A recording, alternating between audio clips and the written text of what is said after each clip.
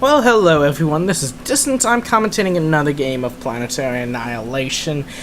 This is a rather large team game, or could be an FFA potentially. I'm not exactly sure what the team distribution is right now, so let's check actually. We can just narrow down to a single player for now. We do see a couple other players, so 1, 2, 3, 4, 5, I believe, yeah. So this is going to be a 5v5. So on the first team we do have Luther here in the olive green, opening with his vehicle factory. The Titan 01 opening with a bot factory in this dark black color. Our dark red player johndotsun opening with a vehicle first. Our dark green player AsZeal from the realm opening with bot first. And finally, Exodus Quitch, who is actually, this is actually Qzipco. He's going to be in the dark blue, opening vehicle, then bot. Normally on most maps it'd be standard to open bot first, but considering this map where you kind of spawn into dispersed with your opponents, it's often beneficial actually instead to eschew the normal approach and go vehicle first, because all your metal is going to be very close to you. And so then vehicles just give you more efficiency because you don't have to move too far to get to the metal anyways. And then on top of that, you might have some very early fighting with your opponents, and in that case, sometimes having ants or so could be helpful. And of course, it means you can get up to T2 vehicles earlier, which can help when you get like levelers. So let's introduce the other team here. So we have in the orange bot 1. Looks like he went vehicle and bot factory. Not sure what the order is, but you'll see a lot of players just skipping air entirely on this map, which is Wadiya. Is this Wadiya or Wadiya 2017? Oh, it's some variation of Wadiya, I think. Then over here we have AdmiralGeneral here. He's going to be in the white here, also playing with bot and vehicle factories. Bright red player Romeo, also bot and vehicle factories. And our last two players, BluTooth, who's currently under attack by Qzipco, seems to have went some variation of bot and vehicle too, and also adding a second bot for his third factory. Here our purple players is AndreasG, who opened with seems 3 vehicle factories actually. Okay, no bots at all. And strangely enough, he's actually building quite a few drifters, which are unusual. I'm not sure why he chose to build drifters.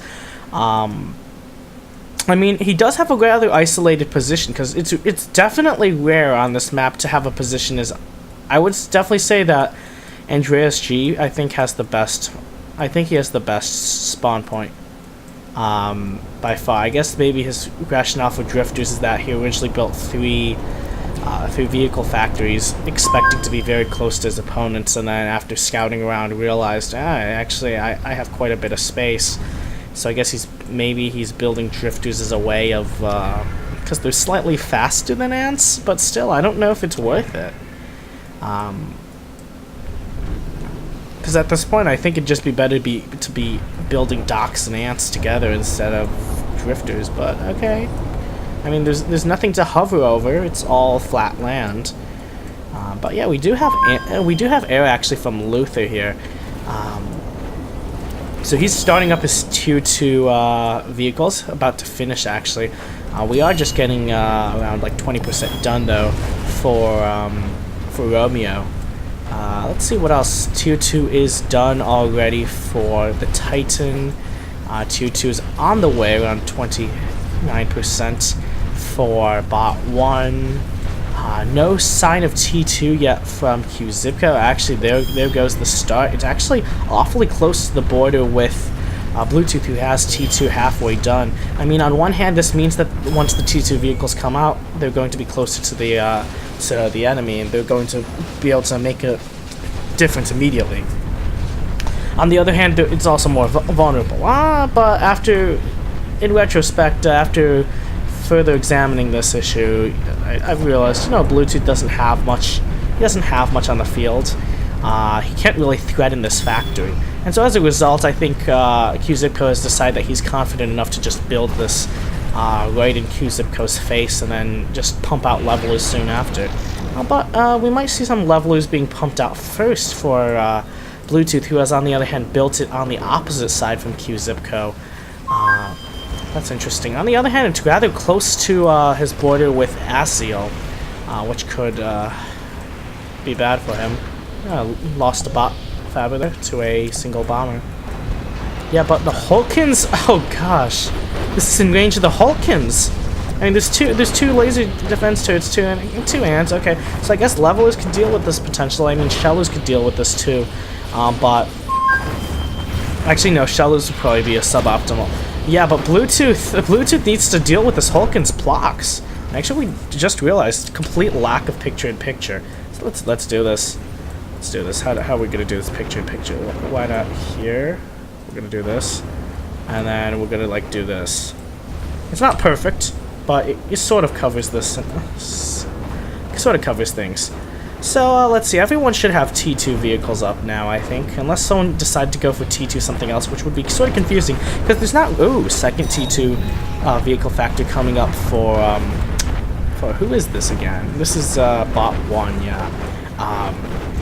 I'd actually be curious if someone didn't go second, going for Romeo 2. Second already done for Luther, and so yeah, looks like BluTooth and bot 1. Okay, bot 1 sending. Yeah, bot 1 is definitely in a good position. Although he does have a large border with Qzipco, so he's gonna have to watch out for that. But yeah, he did seem confident enough to send some reinforcements to assist BluTooth. Actually, BluTooth marching in here, he's taking care of AsZeal's front line here. Qzipco actually queuing up some docks over here, it seems. Looks like he's gonna look to move in against BluTooth, who actually has a really small area of control if you look at it. So yeah, the army that he pushed into AsZeal has been cleaned up, but has taken out a couple mechs. On the other hand, there's so much metal all over the place on these maps, I kind of wonder if it's worth it even. On the other hand, BluTooth and AdmiralGeneral are definitely the worst off in terms of metal. Everyone else seems to be really fun. Everyone else is like way above 100, except for the Titan, who was wiped out. I believe this was his base. Didn't see what quite killed him, but between being surrounded by Romeo Man and bot 1, I can see that's probably what happened, because it does appear that he was cut off from all his allies, except for johndotsun, and they were quite far away from each other, because yeah, even on this side, AdmiralGeneral would have been able to sort of intervene. On the other hand, AdmiralGeneral has lost a lot. As I mentioned, he along with BluTooth are the worst off metal-wise, but at least their team is up a player, and of course they do have AndreasG, who has been able to expand unimpeded, and he is up to 306 metal. Wow, okay. Yeah, that's a lot, because literally he hasn't, I don't think he's, like, how much fighting has he done? He hasn't. Okay, so on this side he has AsZeal, on this side he has Luther. I don't think AsZeal hasn't been in a position to really attack him. In fact, we even see, I mean, he might attack after he sees the Hulkins. Looks like Luther has been fighting with him a bit, but I would definitely say that it looks like AndreasG was winning the fight. Looks like he did lose 2 mechs over here, actually, to BluTooth. No, BluTooth is his teammate. So this is a good front for him. It actually looks like BluTooth is planning to run his comm over. He's trying to get his comm over to AndreasG's side. Oh, it's sort of unfortunate, because AndreasG didn't have units there waiting for him to escort there. But on the other hand, the levelers stopped chasing the comm. Does AsZeal know? Oh, okay, AsZeal has lost sight of the comm, so he might not know that it's actually in heading towards AndreasG's base. But yeah, this may be the safest place for BluTooth's comm right now, because his main base is pretty much forfeit. I mean, he's lost the tier 2 factory. He still has a T2 fab and some T2 mechs here, and oh, look at all those boom bots, probably aiming to snipe a comm. Well, they're not going to get BluTooths anytime soon, it seems. On the other hand, they might just be skirmishing with the bots, but the presence of the Infernos does seem to be enough to repel them, because Infernos are rather good at killing boom bots if they get too close. Okay, so yeah, it looks like AsZeal, I think, may have spotted the comm by now, but it's kind of too late, because it's sort of safely in the base now. Oh no, actually, oh, look at all those boom bots. If they come in here, they might get 2 comms, and that would be critical, because despite the fact that AndreasG has so much so much mechs, he just doesn't have enough. And there goes, and that's going to take out a good chunk of Andreas's mechs too. Ouch, that was a very effective boombot run-in. Although I feel like maybe there was an overcommitment. He definitely didn't need that much boombots to deal with that. He definitely overcommitted a bit, but still, that took out a bunch of mechs. Of course, that didn't hurt AndreasG too much. He's at 472 mechs. He doesn't care. Romeo's also at a crazy amount. Neither of them actually have too much T2 mechs. Okay, actually, it looks like AndreasG is starting there. Boobots are coming in from the other side for, so it looks like, it does look like Qzipco wants to snipe AndreasG's comm, and that's a smart move, because AndreasG has a lot, look at this, he just has a giant chunk of the map. On the other hand, another giant chunk of the map seems to belong to this yellow player right now, who I would assume is, yeah, it is the bot 1. And of course, bot 1 is allied with AndreasG, so I definitely put the edge in for, oh gosh, there goes Qzipco's base. His comm fleeing into the wilderness, into what used to be Luther's base. No, that's not Luther. So what used to be the Titan's base, perhaps? I would assume so. Did we establish that the Titan was over here? No, we didn't, did we? Whose was this? No, this was BluTooth. Yeah, this was BluTooth. So yeah. That makes more sense.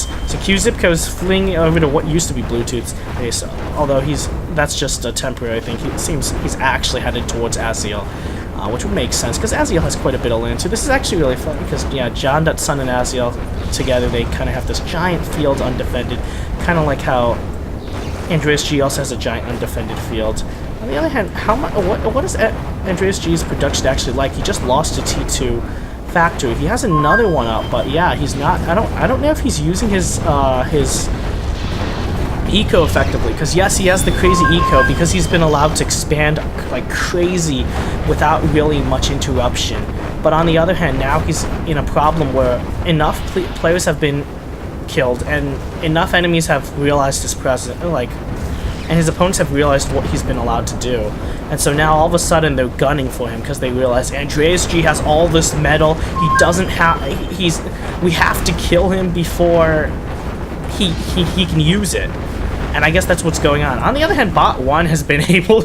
Bot 1 now has eclipsed AndreasG by far, and Romeo May has also surpassed him. So it looks like AndreasG, despite the fact that he had a very strong early game. He's now been kind of, he's been superseded by two of his allies. I guess, yeah, and AdmiralGeneral on the other hand is dead. So it seems that Romeo May and bot 1 have a very, oh gosh, look, they've also united their areas together, and also Romeo and Andreas also sort of touch each other. So they're like this continuous region now, which is good for them. On the other hand, let's see. So johndotsun and AsZeal were definitely able to produce a continuous region. Luther is still alive over here. Oh gosh, he's surrounded on like 3.5 sides by his enemies actually. And then there's this wide open no man's land here in what I believe used to be basically BluTooth and Qzipco.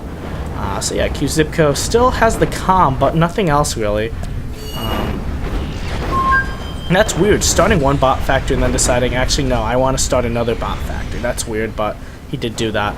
On the other hand, with bot 1 moving in a bunch of levelers here, oh gosh, yeah, Qzipco's going to have to move his comm, and so is AsZeal. No, never mind, they've dealt with that handily. But on the other hand, perhaps that was just a distraction, because a much larger force is coming in here, and another additional side force is coming in over here. And, yeah, this is going to be a lot of damage inflicted upon AsZeal's base, which is going to hurt Qzipco a lot, too, because, of course, he's basically relying on AsZeal's army to defend him right now, because he's lost all his production and eco himself. Luther, meanwhile, moving in against AndreasG, which has prompted Romeo to retaliate here. The unfortunate side effects of being surrounded on 3 sides by your opponent, and it's more than 3 sides now. He's basically been encapsulated almost. There's only this tiny corridor of neutral area, and right now It's actually contained by Bot 1's army here. It's kind of funny seeing Bot 1 moving in from all these sides and actually moving so many units through this giant no man's land. Despite the sheer size of that gap, his units have still been plowing through there, and it looks like they're also now plowing through this side too. They're just coming in from every side, just wiping out everything they see pretty much. And so yeah, it looks like Qzipco is now fleeing with his comm. And does Bot 1 see this? Because it does seem like he was pursuing Qzipco for it. Because I guess with his radar, he can tell that he knows that Qzipco. Oh my God! There's a pincer movement. He knows where the comm. He knows for sure the comm is with the group now. Because I think he sort of knew it was there because Qzipco only had so many units, and so if you saw all the radar clumped together, you're like, okay, that's his comm is in the center of all that. And so yeah, there goes Qzipco. Even though well, he was de facto out of the game already. He only had 2 mechs. He lost all his production. Only had a tiny army of docks, I believe. Maybe some other bots. Yeah, so it looks like Bot 1 is going to also chunk through AsZeal's base. And also, are these units going to come back from this side? Okay, yes, they are. And now AndreasG has pretty much re-entered the game now with a large force of levelers and drifters. Okay, so yeah, that's interesting. So there goes AsZeal. Ouch. So now it's just johndotsun, and is Luther still... Luther is still somehow alive. He's been basically producing off of four tier 2 vehicle factories for the longest time, making like nothing but levelers. He also has a decent chunk of air, though I believe that's all off of 1 factory. Where is his air? Yeah, it's over here. And so yeah, they're actually going to be able to do some damage over here to like AndreasG's production, but to his eco. But once again, these players are running so much eco that like their production, they can lose 20 tier 1 mechs and they'll be fine at this point, basically. I mean, at least Bot 1 could. Bot 1 could definitely afford to lose a couple. He could definitely afford to lose a couple of these and be fine for a while. Just wow, he basically has half of the map. This is pretty crazy. And so, yeah, let's focus on Luther over here. Because he's surrounded. I believe his last ally is dead. johndotsun should be dead now. Okay, there's his comm dying there. To a combined leveler force from Bot 1 and AndreasG. So, yeah, it looks like the attention should be shifting over to Luther now. Because, yeah, that's the only dude left. Okay. So, yeah. So this cam is now focusing on Luther's this side. This cam is focusing on... Oh, it's the same side. It's the same side. Okay. This. Okay. Yeah, like Luther is surrounded by 3 opponents on multiple sides. He's dead. Yeah, it's just a matter of time now before all the levelers come in streaming. Also a lot of bots too. So yeah, he might be able to hold on for a while, especially since if we look at where the levelers are for Bot 1, all the levelers are clumped over here. So it's gonna take them a while to get over to this side. But once they arrive, I mean, actually before they arrive, all these bots are gonna arrive, and these bots might be enough to do the job. I mean, at the least, they're gonna take down a ton of T2 mechs, and that's going to be really critical. And actually, it looks like Luther's being forced to pull his units back. Is that a ghost unit I see? It's dead, but it's still showing. Okay. Either way, it's not too much of a problem. There's only one of them.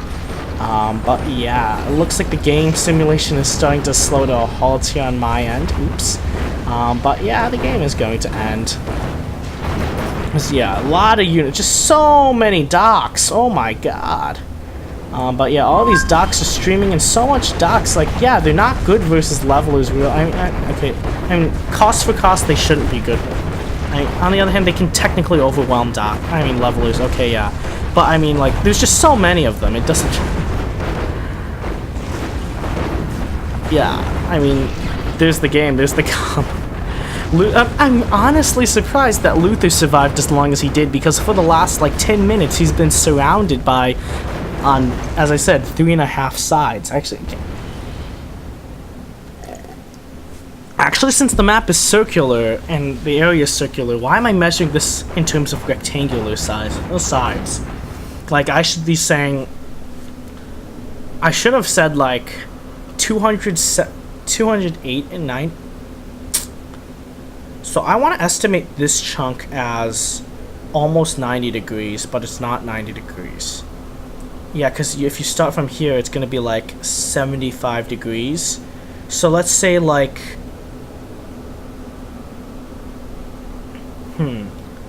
290. He's surrounded on 290 degrees. Let's say that he was surrounded. That's an appropriate approximation.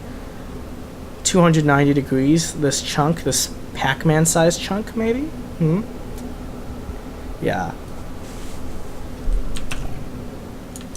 Well, hopefully that was pretty decent.